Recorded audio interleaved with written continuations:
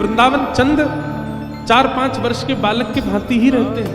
हमारे श्रीनाथ जी, श्री जी बाबा, उनका तो स्वरूप 4 वर्ष का ही। हमारे गिरधर लाल जी जो है, ये स्वरूप 4 वर्ष के लाला का ही माना जाता है। भले ही हम उनका 6वां उत्सव मना रहे हैं, 7वां मनाएंगे, ऐसे ठाकुर जी के तो 500 उत्सव मनाएंगे, पर लाला 500 वर्ष के थोड़ी आ जाएंगे। लाला तो वही रहेंगे 4 वर्ष। इतना प्रेम मिला ठाकुर जी को कि उसी बाल अवस्था को स्थिर कर दिया ठाकुर जी ने वृंदावन में। आज भी बालक ही है वृंदावन के लाला। कहां 7 वर्ष के पुजारी ने सेवा करनी प्रारंभ की राधारमण जी की, वो 80 वर्ष के हो गए, पर लाला वैसे ही है, छोटे से।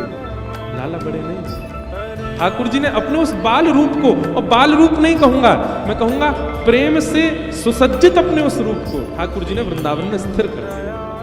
पूरे विश्व को बता दिया, देखो ये है प्रेम की पराकाष्ठा। मैं जगत नियंता, चतुर्भुज, शंख चक्र गदा पद्मधारी होते हुए भी यहां 2 भुजधारी और बाल रूप में ही। प्रेम में सब सामर्थ्य है।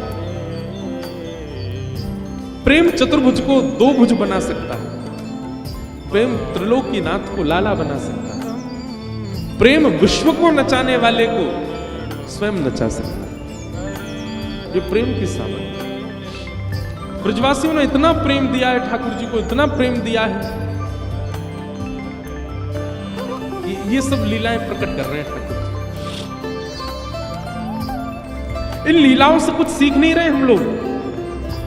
ये लीलाएं सिखाने की नहीं है। भगवान के जितने भी अवतार हुए, सब अवतार सिखाने के लिए हुए, पर कृष्णावतार में बाल लीला सिखाने के लिए नहीं है। ये केवल उनसे प्रेम कराने के लिए ठाकुर जी कर। यहां केवल ये सिखा रहे हैं, गोपियों से सीखो, नंदरानी से सीखो, नंद बाबा से सीखो।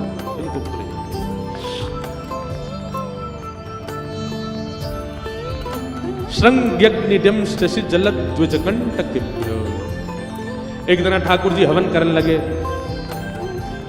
सब ग्वाल बाल बोले, लाला जी क्या कर रहे हो?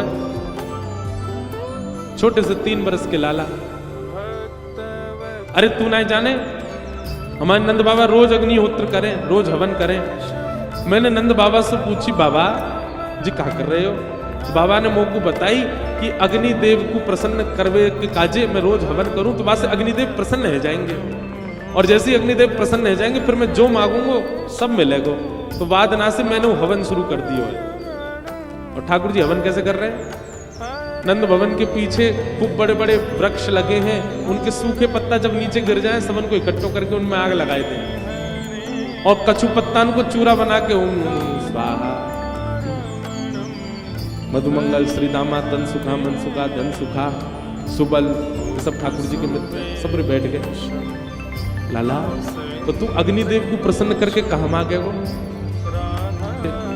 अब देख भैया मेरी उम्र बढ़ती जा रही है, अब मैं बुढ़ापे की ओर जा रहा हूं, अब मेरा ब्याह होना चाहिए, या हमारी सुंदर छोरी मिले मुझको ब्याह के काज का जवन कर। मधुमंगल श्री दामा दौड़े दौड़े गए, जेऊ पत्तान के चूरा बना ला। लाला हम करेंगे तेरे से। हम तो लाला तू तो 3.5 वर्ष को भयो, मैं 8 को हैगो, जे 16 को हैगो, हमारो ब्याह कब होएगो? हम तो पहले 13 हैगो, तो हम तो चुल्लू भर पानी में डूब के मर जाएंगे। तो सब हवन करने लगे।